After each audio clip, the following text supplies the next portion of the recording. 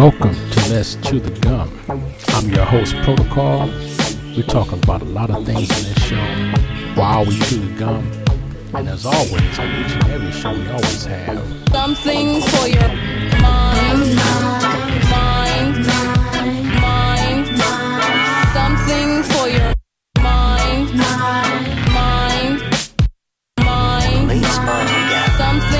your mind, 정신을 집어넣으세요. 어떤 것이 필요합니까? something for your 정신을 집어넣으세요. mind, 정신을 집어넣으세요. something for your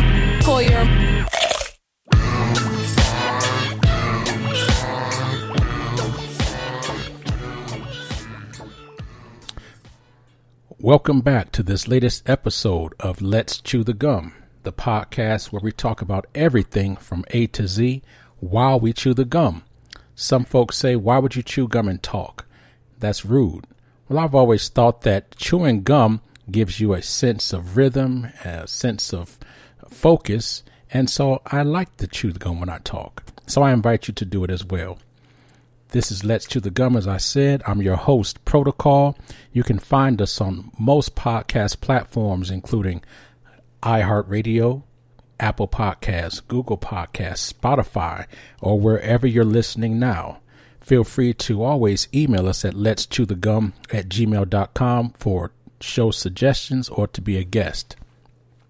Today I have two special guests joining me to discuss some of the current events that are happening within our country right now and really around the world. We've had a wave of injustice just on the heels of folks being quarantined because of COVID, and it's just been something else to look at. And I've listened to individuals from around the world chime in on this topic, but I specifically today wanted to bring in some individuals who are younger than myself and who are potentially the future leaders of our country and whatever movements we have. Today, I'm glad to have, first of all, Kimberly Galindo, who graduated from the University of California, Davis with a bachelor's in Chicano Studies. She did research in the mental health of undocumented immigrants and was a research assistant for UC Davis. She's currently a community organizer for Inland Coalition for Immigrant Justice in the High Desert. Let me first say welcome to Kimberly Galindo. Welcome, Kim. Hi, thank you for having me. Yeah, I'm so very glad to have you join us today. Let me go ahead and introduce my second guest. My second guest is a phenomenal young man, Christopher Williams, who is a young activist in the High Desert region of California. Christopher is also the founder of Williamsville. It is an organization or a business that's focused on inspiring and informing people around the topics that we face and the issues that we face in society every day. Welcome, Christopher. Thank you so much for having me.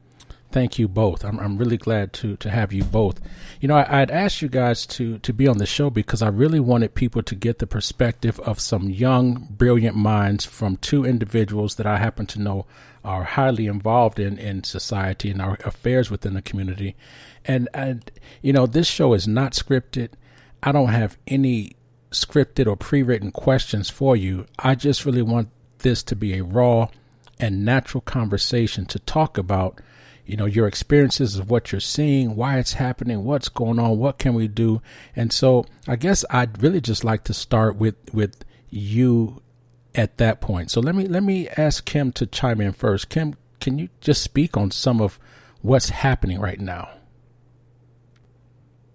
So, since I grew up in the high desert, I lived in Apple Valley basically my whole life. My parents migrated from Mexico and brought me here as a young child, and I think it's important to highlight what's really happening with the Black Lives Matter movement, and especially being Latina and understanding that race and discrimination isn't just about white against blacks. It's also in the Latino community. You have Dominicans, you have Haitians, you have Puerto Ricans and Cubans who essentially look black and are discriminated against in the Latino movement. And we don't really talk about that often in this Black Lives Matter movement isn't just about Black people in the United States, it's worldwide. If you have noticed in the news, it's not just the 50 states that participated in this movement, it's 18 other different countries as well, and we have to really acknowledge that because racism is worldwide. It isn't just in the United States.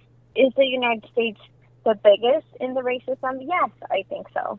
But it's important to highlight that racism is everywhere, and especially in the Latino community as well. What's happening now? What's happening now is it's always been happening. What happened with the Rodney King, the riots?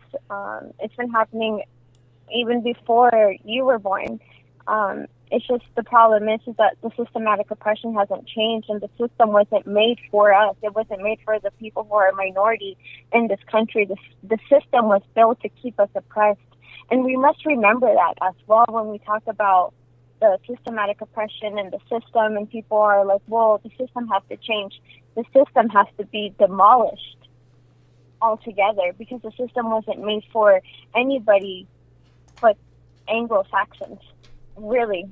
So, I mean, the Black Lives Matter movement is just a tip of the iceberg of what's really happening, but it's a big problem that's happening as well because I work in the Adelanto Detention Center, and I can see that people who are immigrants from African countries, such as Cameroon, Haiti, they have a much higher bond than those of Latin American countries. And nobody talks about that. And I've been saying this, that why are they getting such bigger bonds? I don't understand it. Most of the people who come and who are detained inside Adelanto have no criminal record. They're seeking asylum, which is legal, and many people don't understand that. And then there's different forms of system of oppression as well. And we really just have to acknowledge that. And what's happening now is I hope good change comes from this. And I hope that young people start to vote and use their voice because this is what's been missing. The ones who do vote are always older white people, and that's why they have so many good benefits. So it's time that the younger people vote to abolish student debt, to make racism a public health issue because it is, and nobody talks about these issues until now, and it's in the front page. And it was yesterday, Apple Valley had their rally, and I had to work, but I drove by during my lunch, and it was mostly white people, and I was shocked because if you know Apple Valley is a right-wing conservative town, and so it was really nice to see young white people stand up for their fellow Black people. So it was really nice to see that, but I just hope change does come from this, and we start to have conversation about race and injustices and the systematic oppression that the system wasn't made for us. So that's my rant. Hope that answered your question. No, it went above and beyond, and I'm not sure if I had a question or just a require. I don't know, but you went above and beyond, and I appreciate it.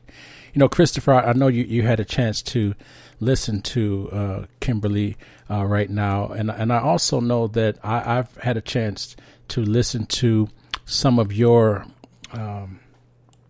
information that you've put out, Christopher, and sort of not necessarily your agenda, but your desire to see individuals get involved. I know Kimberly talked about having a bond and public issues and racism as a public health issue and whatnot. What are your particular insights, Christopher, that you've had on this in these last, I don't want to say few weeks, but just in general? Yes, I think I come to this position. I was raised by older parents, very church going. So it's no surprise that we end up in this community, which is, as Kimberly said, a very conservative town. And I've learned a lot. I've learned a lot about what I would say the other side, because I'm a very centrist type of person, even politically. I'm focused on sensible changes. Like, I'm not about a revolution. I think that our country is a great country. I think that we've had a lot of mistakes, but we have gone about them in the right way in terms of trying to fix them. Every generation has that moment of trying to change what's happening in the country. So when I look at it from a completely different perspective. I listen to conservatives. I don't argue with them. I don't, try to, I don't correct them when they're quote unquote politically incorrect. I listen to them. I've been listening to their mentality since, honestly, I was in middle school, because I've been very interested and involved in these issues since I was, 7, 8, when Obama was elected. I remember sitting on my living room floor playing with cars, and I just am looking in awe at my television screen as Barack Obama walks out with his black family, and the lights are flickering and everybody's cheering. And I look over at my mom and she says, "You could do that." And that moment changed me completely. My father has always instilled in me that you can do anything as long as you put your mind to it. And both of my parents have been very outspoken in that way, that you're not held back by racism. However, they have been very clear. They've had to talk with me about how to be respectful, about how to respect authority, about how to not get yourself in situations that that they could use against you. And so I've taken both the experience of being black, and particularly being black in a racist community. Let me rephrase that. In a community where there are a lot of people who look down on these. Let's say it like that. I've had a lot of incidents with children in school. I've had a lot of incidents with adults where they, in fact, I'll tell you this, our introduction into this community, and as you know, 13 years ago, if you've lived here any amount of time, it's completely different. We are continually progressing in terms of the number of people and the amount of projects and things that we have here. But we were going up Sitting Bull Road. In fact, Sitting Bull Academy, of which I attended my first 8 years, didn't even exist in 2003 when we came here. We were going up that road, and the pickup truck is coming down the other side, and they say, "Go back to Africa," N-words, and they call it out in the back of their truck. So that was our introduction, and that's the experience I come from. And when I listen to a lot of conservatives now, I think there is a way to bring our country together behind these issues. And I'm particularly laser focused on police reform now because of what happened to George Floyd, and because I see such an opportunity to really bring this country together. But I think liberals are going to have to, face some hard truths. And I think we're going to have to, I think we're going to have some very tough conversations. And that's why I'm here. That's why I've decided to speak out on my social media platform. And I just hope that we can move forward together. And that's really my message. Very, very well understood. You both bring up very great points, and your portrayal of society and what's happening is spot on. It is difficult, no matter if you are liberal, conservative, or left to the right of either one of those or in between, because it's especially not just in the United States, but the world in general. Kimberly, you spoke about the world in general. There's so many people from so many different perspectives who've been brought up in so many different ways. And I was listening to, I think it was LL Cool J. Sometimes I'm tuned in with his post that he has, and it was a frustrating situation because folks wanted him to, from his perspective, they wanted him to encourage looting or rioting or just to be okay with it. And he was making the point that, it takes more than that. We have to look at things from different perspectives.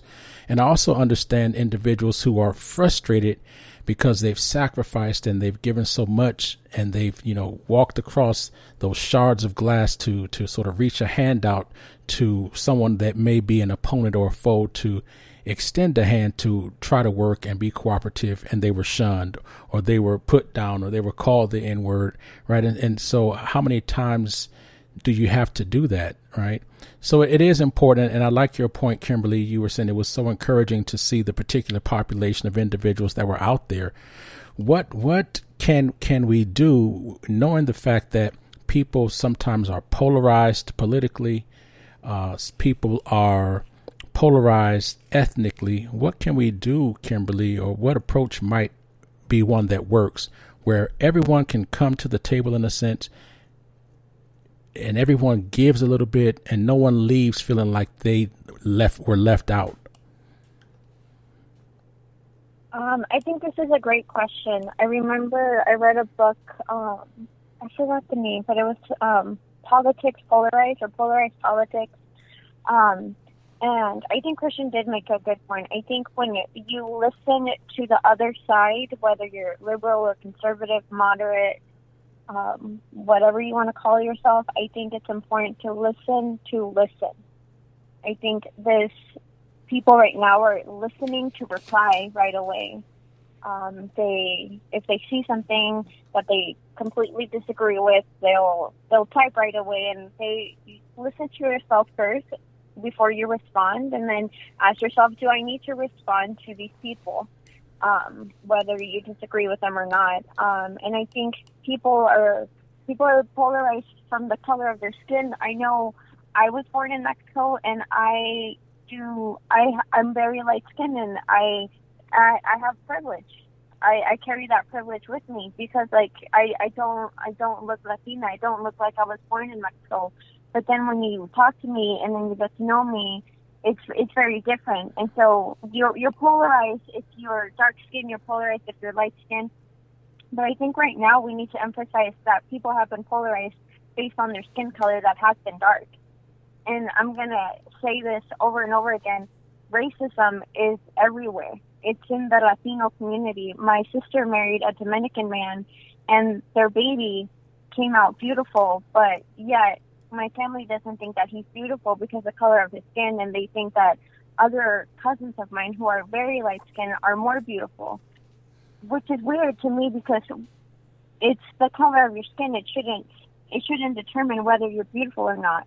And so people are going to be polarized. Even if you're a liberal, you're going to be polarized and be called a snowflake. And I mean, I'm very left wing, very liberal, very free. Like show your flag. I don't care. But I have friends who vote for 45, and I respect them, and they respect me, and I respect everyone's different opinions. But I think labels now are so negative and wrong that people, when you say you're liberal, people assume that you're a snowflake, or when you say that you're a Trump supporter, people assume that you're racist, which might not be wrong, but I mean, I'm even polarized because I think that 90% of Trump supporters are racist, because that's what I think, that's what I have seen, that's what I have witnessed, that's my knowledge. This is my epistemology that I carry with me. Have I been called derogatory terms? Of course I have. And especially with the job that I carry now, I have to go to Adelante City Council in front of them and do public comment. And then you have the Trump supporters who are there basically calling you derogatory terms, who look more ethnic than I do, which is kind of like a mind twist if you really do think about it. But I think that this country is very polarized, and people are going to be like, well, it's the liberals' fault, or, oh, it's the conservatives' fault. It's both of our faults because we don't listen to each other. We just listen to reply. We don't listen to listen. And this is a problem that we're having. And I think that Congress should have a term limit because some of them have been in there for like 40, 50 years. They make a career out of it. I don't think politics should be a career. I think politics should be for the people. And do I think that liberals and conservatives are sometimes wrong? Of course I do. Of course. But, I mean, the United States is very polarized, and the United States has a lot of problems. And have they always dealt with them correctly? No. But as a country, you learn from it and you grow, just like Germany did with the Nazis. It's taught in the history books of what happened. They don't erase it, they teach it. Just like in elementary school, how come we didn't learn about the Japanese concentration camps that we had here? There were some not nearby from Apple Valley, but yet we do not learn from our mistakes. We do not teach the kids our history of our mistakes that we once did as a nation. We do not do that. And we should. And I think it starts with education and having a conversation about everything that we have done, good and bad. Absolutely. So yes, we are polarized. Absolutely. No, I relate to that very well. You know, as a history teacher, I definitely relate to that. And as you were speaking about the polarization, I was just thinking of how I discussed that in my own classrooms as to a lot of the problems we have is because it's not being taught or people don't know. Right? People don't know why do I hate this person or this group or why does this group against this group? But when you start to elucidate that in a classroom or in history and students start to find out why things are the way they are, then they can make informed decisions as to, do I want to continue on this pathway of being divisive or hateful or thinking the way that I thought? And if they don't, at least they have made that informed decision and a choice as well, as opposed to it being something that, you know, it's because my mother or my uncle or my father. People have to be able to be given information and to be able to decipher those things on their own.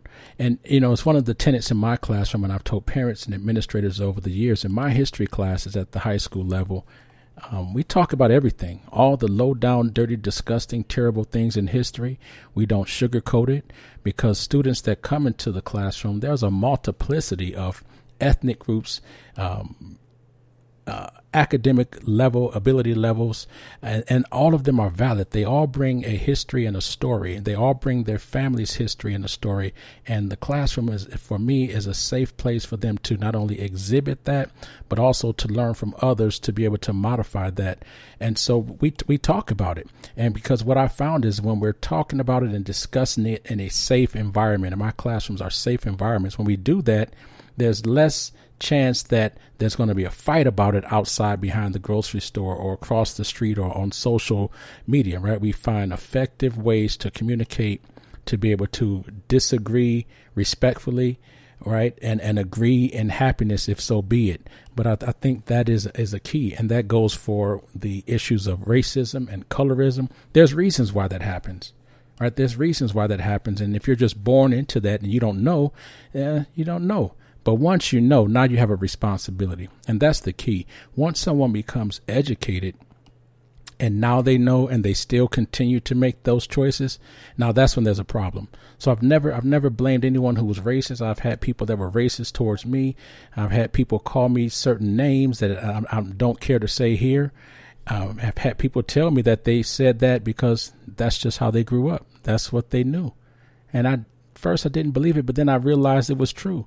And so we communicate and we talk. And now once you know, you're able to use that information more effectively. And if, again, as I said, to reiterate one more time, once you know, and then you continue on that path of negativity or divisiveness, now we can deal with you in a different way. Any thoughts that you have on that, Christopher? Where do you see this progression that we're talking about? You spoke about the high desert. What else is needed to occur? I know you spoke about police reform. Kimberly spoke about electoral reform with term limits for Congress. For the young people that are listening and that you're in contact with, what messages are you sending to them to help them to navigate or to make sense of all this? Yeah, and so one of the ways I think we can unite is through the labels, shedding the labels. Kimberly talked a lot about the labels, like not just liberal and conservative, but even, excuse me, the notion that, you know, Trump supporters are racist. And I remember Hillary calling his supporters, half of them are in a basket of deplorables. And, of course, the media only played that part, but then she went on to describe the fear and anxiety of the other half who do not understand what's going on in our country and do not know where to turn. And, you know, if she would have stuck to that second half instead of the first half, we would have been great. I think it might have helped her in some way become president. But the fact of the matter is that these labels, that's what is ruining unity at this point. We cannot, if I were to say that 90% of Trump supporters are racist, I would not immediately at that point, they quit listening to me. They don't trust me anymore. And being in the middle as I am, I view that as atrocious. I think we have to not only be receptive, but we cannot expect other people to shed their biases. And we're so, woke, and we're so for people being educated about, colorism and racism. But when it comes down to them and their beliefs, then racism, that is, I think, one of the most hateful words you can put on somebody, a label that you could put on somebody. I'm very, very, very careful as to when and how I use that word, because if you really hate somebody, that is a term of hate in and of itself. And so we have to be very mindful the way we speak to each other, the way we label other people, the way we label the people that disagree with us. Kimberly said it correctly. We have to listen. We have to listen to other people, and we cannot just take their words and figure out a way to, okay, how do I come back to that? We have to understand their perspective and where they're coming from, and then say, okay, how can we meet in the middle?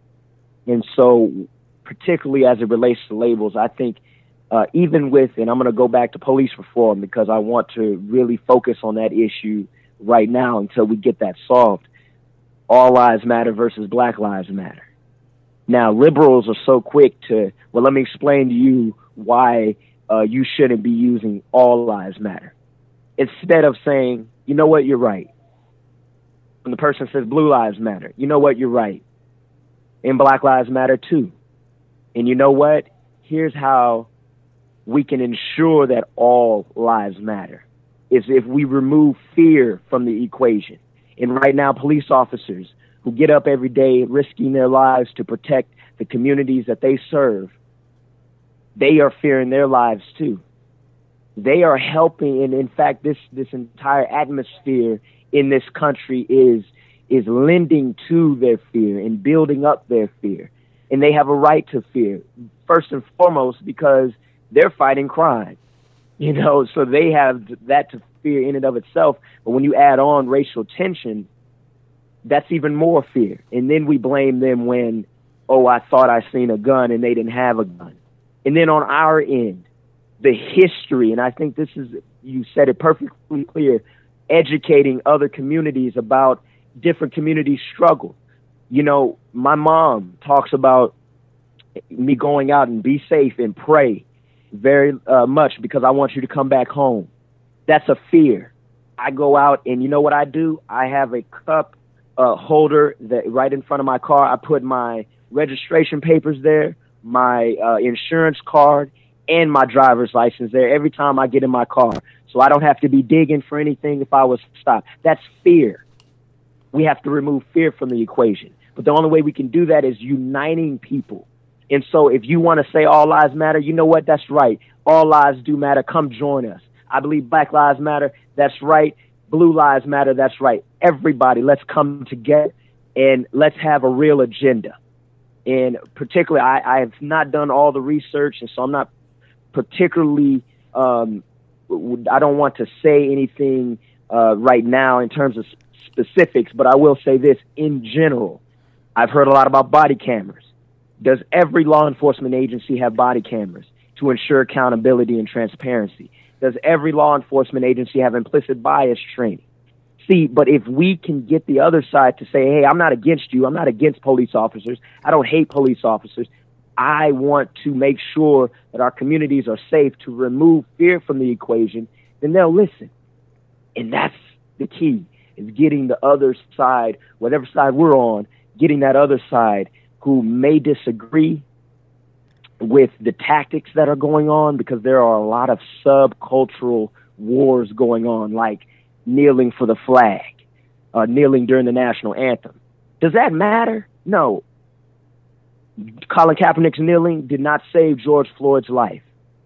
But you know what? We're having a debate over whether or not that's true activism, whether or not he should have gotten fired. That's a sub-issue.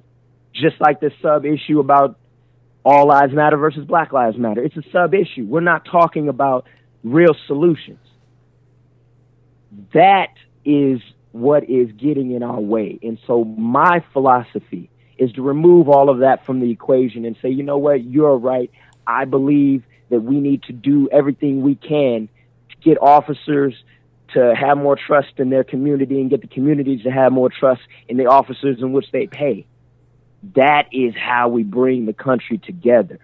And so I'm sick of the divisive rhetoric. I'm sick of these side debates that is getting in the way of progress. And that's my message to young people. Be receptive, listen, shed the labels, be open-minded, and let's really get this country on the right path. But you know how we do that is looking at each other as Americans. And I know that this is an international issue, but right now I think to solve racism in America, we have to nationalize it. And this is about the greatness of our country. This is about the love of our country. This is about the unity and humanity of our country. And we can do that together. And I believe that Trump supporters, I believe people that, you know, posting All Lives Matter and Blue Lives Matter can actually be receptive. I think they want to come together, but they're not going to come together if we have signs out here that says F12. Come on now. Cops are pigs, seriously? It's divisive, and it's pushing other people away that could be coming in and joining forces. And I'm sorry for ranting. I don't know when to stop.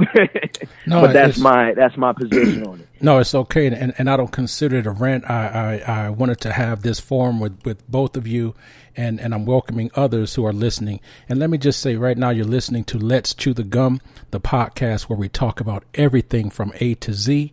You can find us on most podcast platforms, including the one where you're listening now.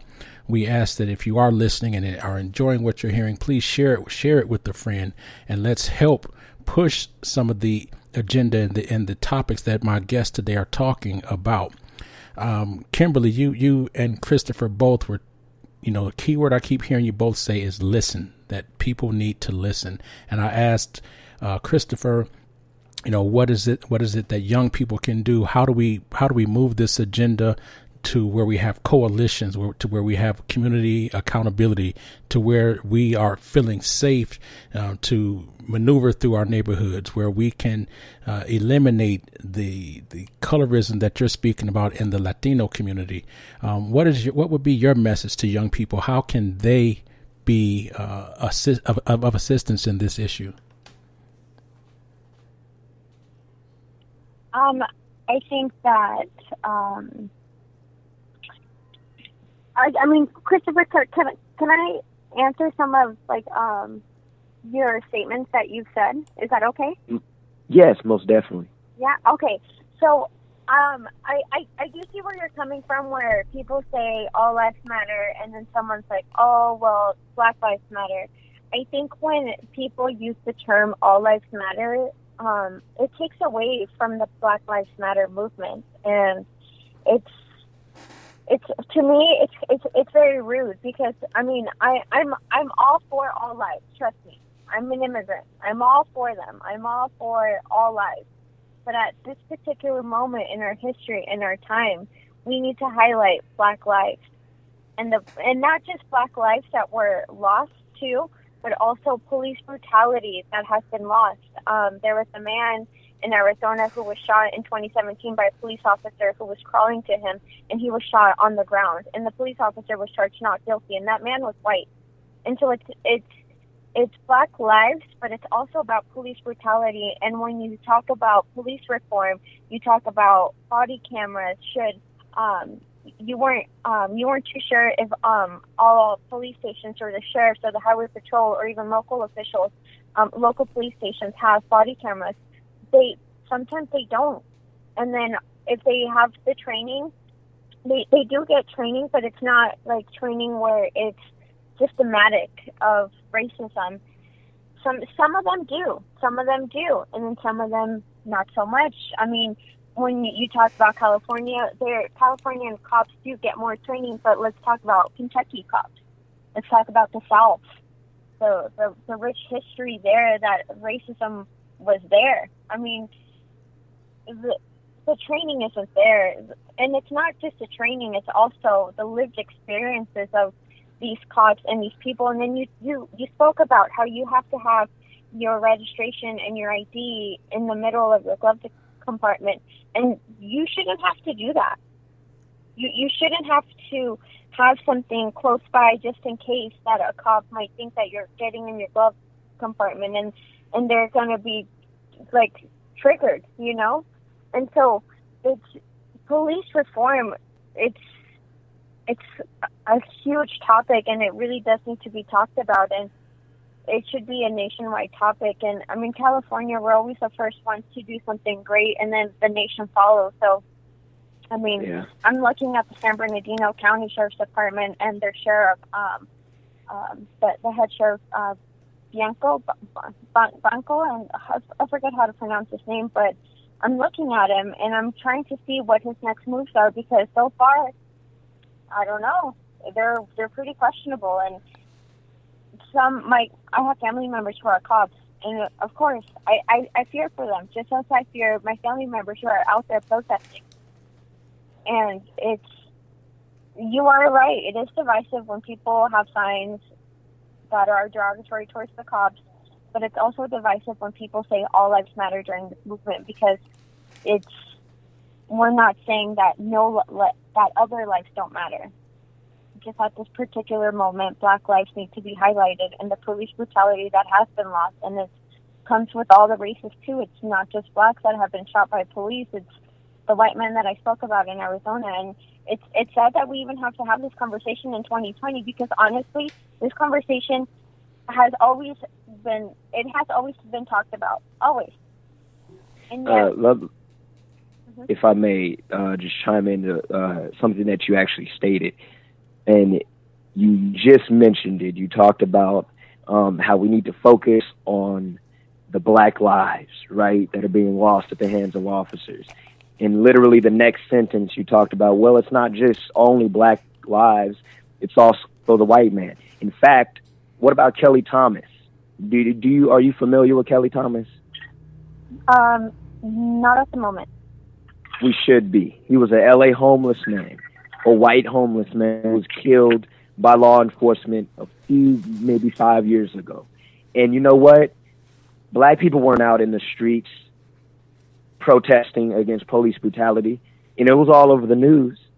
But when it happens to a Black man, and look, I understand it because of the history, but my thing is, why can't we stand up for everybody who is a victim of police brutality? Why does it have to be? And I get the statistics, I get that, but let's look at it, because I think it's easier to bring people together if we look at it from the issue of Americans are doing this to other Americans, and let's find some solutions to make sure on the preventative end this doesn't happen. And we can do that through the training that you mentioned, that I mentioned, that is kind of widespread, that even, well, I don't want to get political, but even that the Obama administration recommended, and they started it actually, ironically, in the Minneapolis Police Department, and that was scrapped when Trump came into office. But again, that's political, and I don't want to get divisive on that. But I'm just saying those are some of the issues. But the reason we can't get to those issues is because if they're saying, if a segment of the population, which again, the government is about coalition building. To succeed, you have to build coalitions. And if half the coalition is saying, well, here's the problem I have, you're over there making it about race. Okay, we cannot make it about race, because you know what? If somebody like Kelly Thomas, who was white, I would be out there too, the same way I am for George Floyd. If it would happen to an Asian man, if it would have happened to a white man, if it would have happened to a Hispanic man or a woman, I would be out there too, because it's not about race.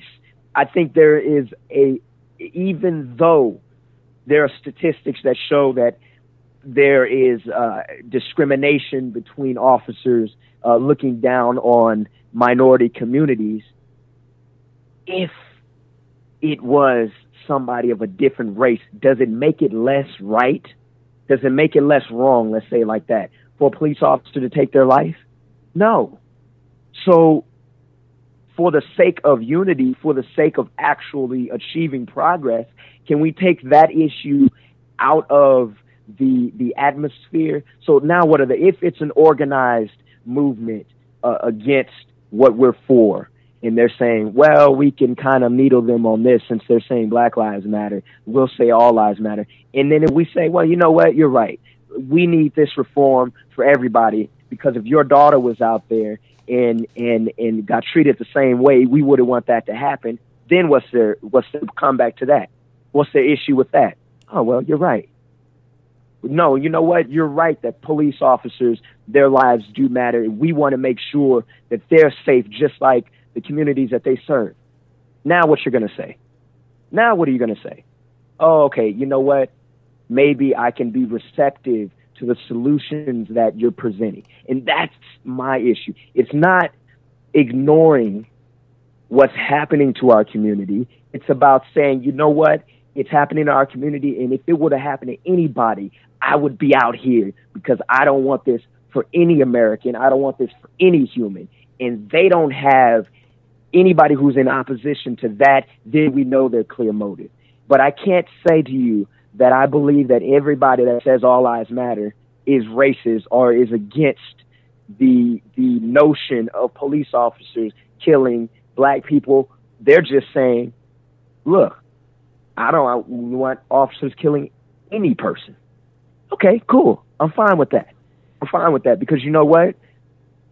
If that helps us get to progress, then I know that my Black life is going to be saved, and maybe other lives are going to be saved that would be taken otherwise. So that's my issue with that. We cannot be sensitive and really politically correct to the point where we're pushing people away because you don't understand. Well, maybe they do understand. Maybe it would be easier actually to educate them if we accept that, yeah, all lives do matter.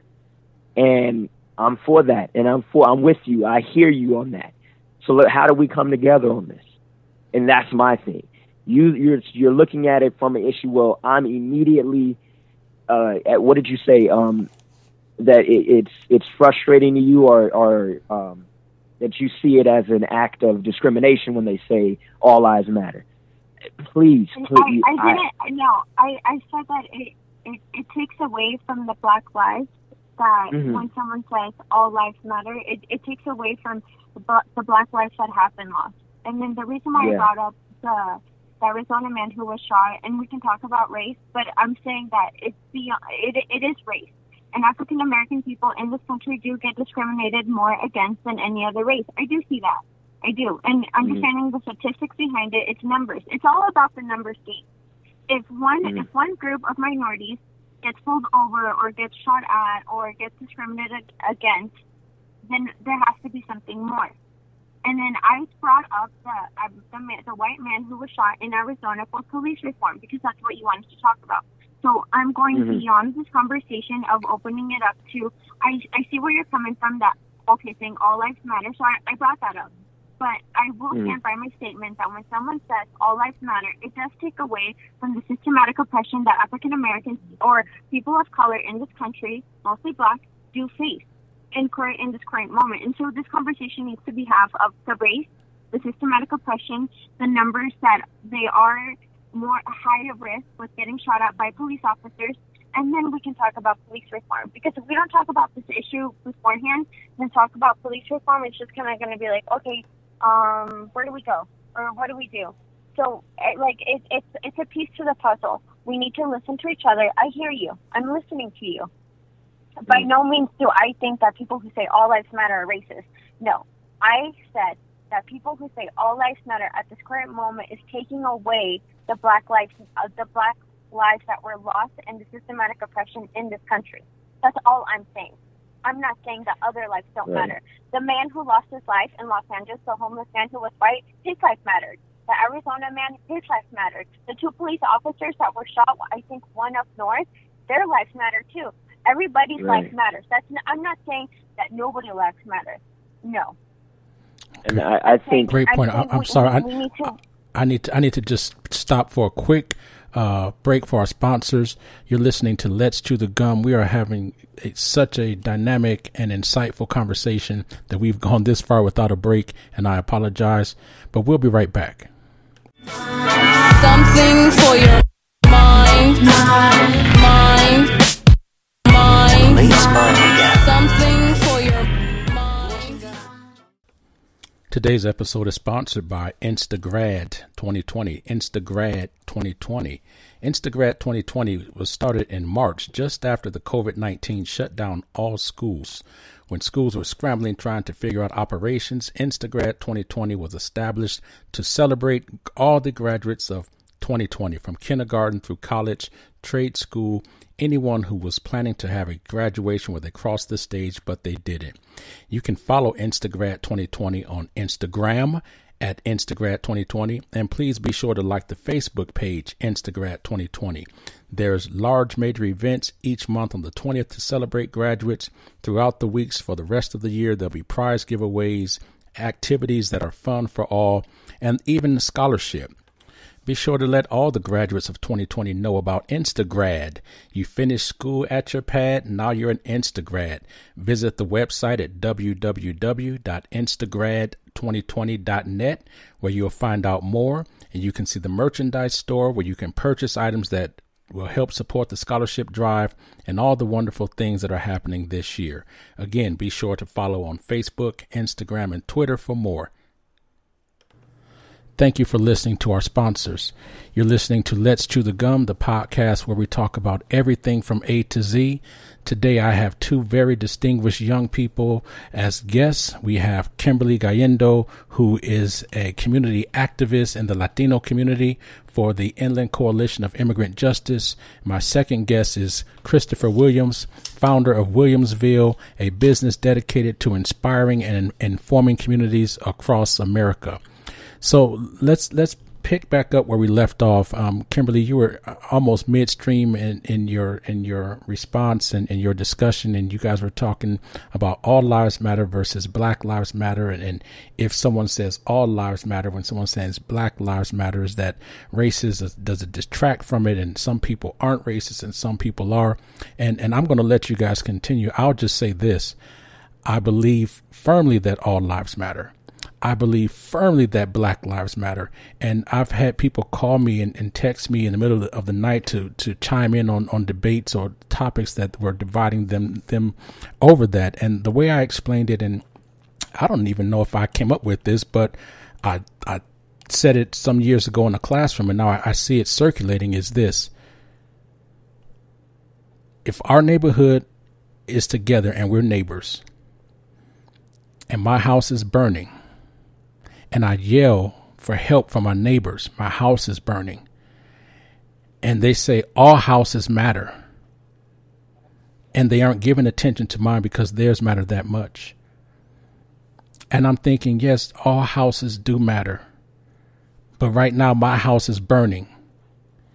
And if I don't get help with my house that's burning, surely that fire is going to spread to where your house is burning and all houses are burning. And do we have to have all houses burning for us to realize that all houses matter? Of course, all houses matter. Of course, all lives matter. Of course, Black Lives Matter. And Christopher, I really appreciate you both for the points you're bringing up, because you guys are talking about points that I wish our politicians, I wish our community activists as a whole could understand and really come to the table and differentiate between when someone's saying that something matters and something doesn't. It's the fact of they're people pleading for help. And it happens to be that all people need this help. But right now, this group is pleading for help. So I'm going to let you continue, Kimberly, and you guys can go on with your points. Yeah. So, Christopher, I don't know if that answered your question on my statement that I said when someone says all lives matter when they're talking about Black Lives Matter. But I really hope that answered your statement. Well, my statement that I've made, and I've made myself clear about it. And then, yeah, so I'll pass it on to you. I don't know if you want to talk more about the police reform, because I know that that's something big that you did want to talk about. Yeah, I want to say this in terms of this issue, and I want to make kind of a disclaimer, because I'm looking at it perhaps cynically, but definitely from a political point of view. Because first, I understand that for any significant changes to be had in this country, we have to do it through the changing of our laws. And fortunately or unfortunately, it comes through politics, period. And you know what's funny about this is that a lot of people are so apolitical, but they see what happened and they feel a sense of sadness and urgency. And I want to speak. You know what? I'm so glad I said that, because it reminds me of when this first became an issue. I believe it was Michael Brown when I first entered high school, and one of my friends, he doesn't not well versed in politics, but he's looking at what's going on, and he knows I am. So he sits me down. He's like, man, I don't know what to do. I believe that all lives matter, and I believe that Black lives matter, and I don't understand this debate. I don't understand why it's wrong for me to say this, or why it's wrong for me to say the other thing. And it seems as if one side's going to hate me or not. And that to me was a poignant conversation I had with him, because it started the wheels of processing the mentality of people who think differently than I do. And then I listen to the conservatives who talk about this issue. And you know what? They're not saying that, well, you know what? I don't think that blacks just go through any discrimination. They're not saying that. What many of these conservatives are saying is that first of all, they have a different mentality in terms of looking at this issue. First of all, we have to understand that many conservatives look at this through the prism of what conservative media feeds them. So when you talk about Black Lives Matter, if I say Black Lives Matter, there are, you talk to numbers, I don't know, but there are probably a majority of conservative people, let's just say a majority of people who voted for Donald Trump, who see, if they listen to, if you say Black Lives Matter, they're going to see that as a terrorist organization. You know why?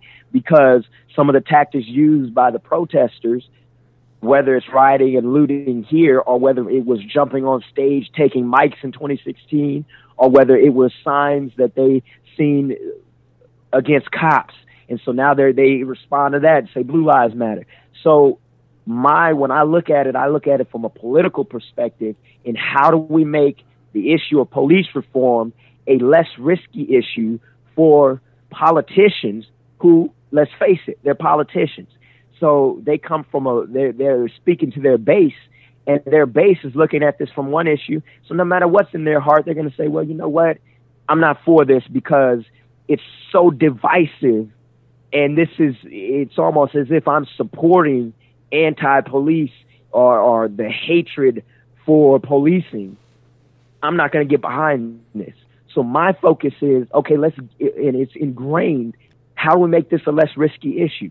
Well, if we take this debate off the table and we change the mentality of liberals and we change the mentality of conservatives, that is a unifying factor, a unifying campaign.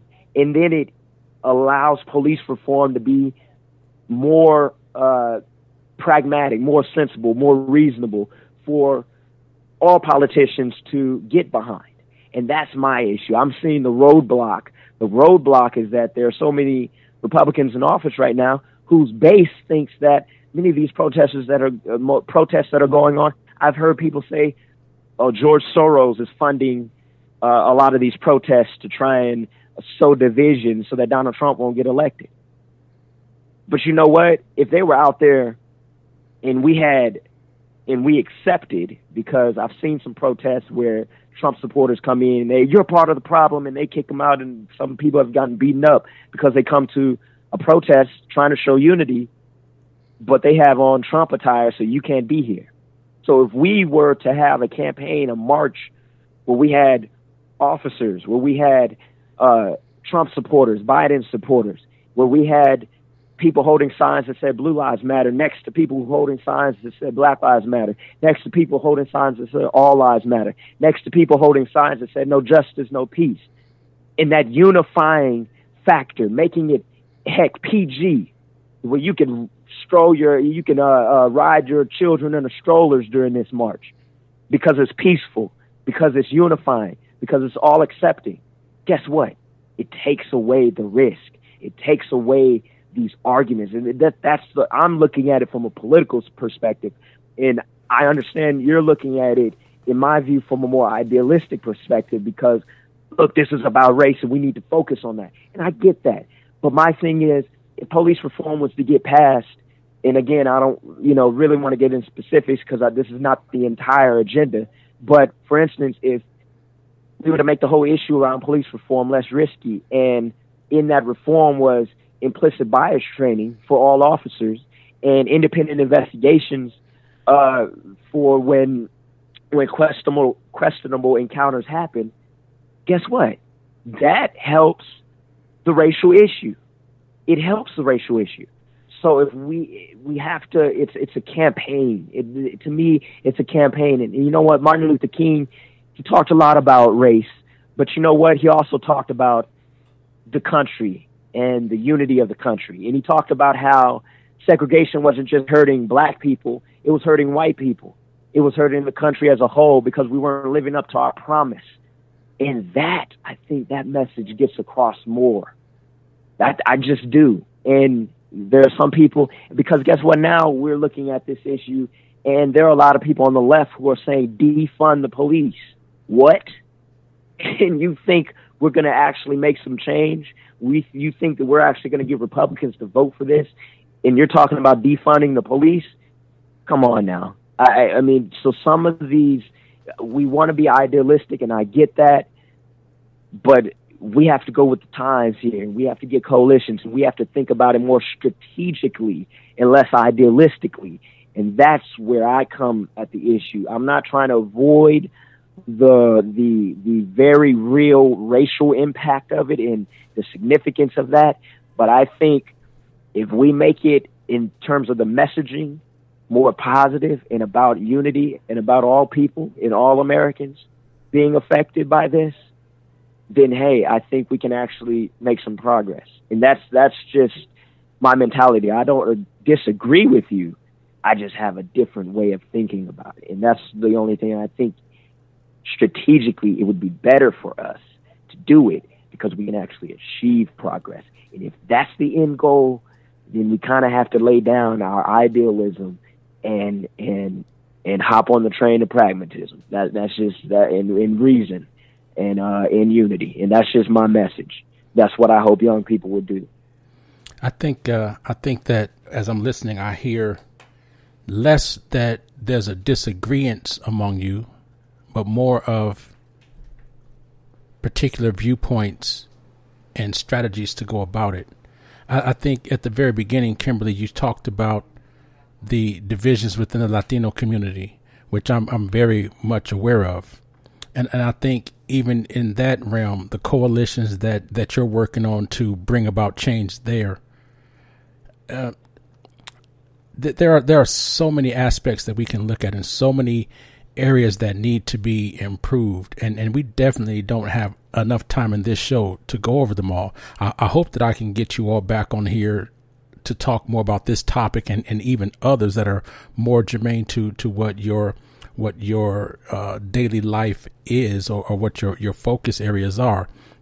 But I wanted to add into this because we're coming up on about an hour, and this has been great for me to hear that. I'm encouraged by what you both are offering. Kimberly, I would ask for you if you have a final response, not necessarily to Christopher, it can be, or just a final message that you want to send out there. I know that you're going to be engaged in the community over the coming weeks and months, and the folks that are listening in the audience, what is a message that you'd like to leave them with? So a little bit of both. Christopher, just to answer some of your statements, I do understand where you're coming from, and I do think that police reform is a must, but I also think it's their lived experiences, their epistemology, like what they live in or how they grew up. If they see a race, they're going to be scared of it because maybe their parents grew up that way, and it's generational. It's like intergenerational trauma that is happening. And it'll keep happening if we don't talk about things like this in our family. I think change starts within the house, and if we call that idealistic, but I do think that change starts with the house, inside the home, talking about race, like your mother did to you when you were younger. Like I have to talk about race with my nephew who is Black. And so We just have to talk about these things. And then when people say all lives matter, are they talking about the people who are currently detained inside ICE, who are in, the prison system too? Are they talking about those lives? Do those lives matter too? Or is it just the people who are walking around free? So if they're going to talk about all lives, we need to really be inclusive on every single life that's here in this nation too, the incarceration system as well. And that's also talking about the systematic impression that is caused by blacks in this country and the minorities. So if we're going to have this conversation of all lives matter, then we really need to be inclusive on every single life, because there's children in cages right now in Texas. Do those lives matter? Or because they're immigrants, they don't matter? Or is it just all lives matter? This is where it's kind of like, if you want to be inclusive with the all lives matter, then let's go for it, yo. Like, let's fucking go for it. Because if we're going to be inclusive and if we're going to be logical and thinking about this, then let's do it. Let's talk about the prison economy system here that's happening with the private prison, like Adelanto Detention Center, which is a private prison. And also other private prisons are in Louisiana too. And why? For the money. So if we're going to talk about these certain things, let's go beyond it. You want to talk about all life? Let's do it. I'm all for it. So, and then I feel like when you say... Go ahead, Kimberly. When you say that the other side, like, you're painting these liberals or these protesters that are out there that don't want to stand next to a Trump supporter. Dude, my best friend is a Trump supporter. Shout out to Zach Davis. Yo, I talk to that guy every single day, and I can still hug him, and I can still have these conversations with him and see eye to eye. I do agree that we do need to listen and that change does happen, and maybe it won't happen in our life. I hope it happens in our lifetime, but honestly, I don't know. I mean, it's tough to say. We do need police reform. We do. We really do. And people are fed up, and that's why the Black Lives Matter movement is so important, and we should not take away from them, because it is a valid movement. It really, really is. And it's not just about police brutality. It's about the systematic oppression, the prison economy system that literally houses black people. And we really need to talk about this land. This land was stolen, built by stolen people from Africa to make pretty by Latinos. So, yeah, you want to talk about all lives? Let's go for it. Okay. You know, this conversation needs to continue. Again, I hope that I can get you guys back. We can set a date to continue this conversation, because you both have brought up excellent points and excellent topics, I think, that undergird a lot of the issues that we're having here in the United States and around the world, and they need to be explored. I'm most encouraged because I'm having this conversation with two young people who are community activists that have insights, that have researched and that have reasoned and that are engaging other people. That's what's most encouraging to me. So again, I hope that you both can come back. We're about over an hour. This has been a great forum. Can I get you on record to say that you'll both come back? I definitely will. All right, that's one. Me too, Christopher. How's that, Kimberly? I love you, Kimberly. I love you. I love you too, Chris. Honestly, mad love. This is good. Like, I don't take anything personal. I think this conversation needs to be had, and I honestly, this is really good. This is a good start for our community. Even if we just make change in Apple Valley or in the high desert, I'm all for it. Large movements start with small steps. Large movements start with small steps. You've been listening to Let's Chew the Gum, the podcast where we talk about everything from A to Z while we chew the gum.